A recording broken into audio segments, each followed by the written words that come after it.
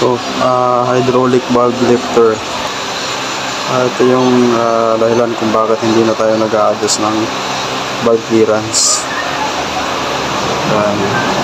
So dito tumatama yung push rod papunta sa rocker arm.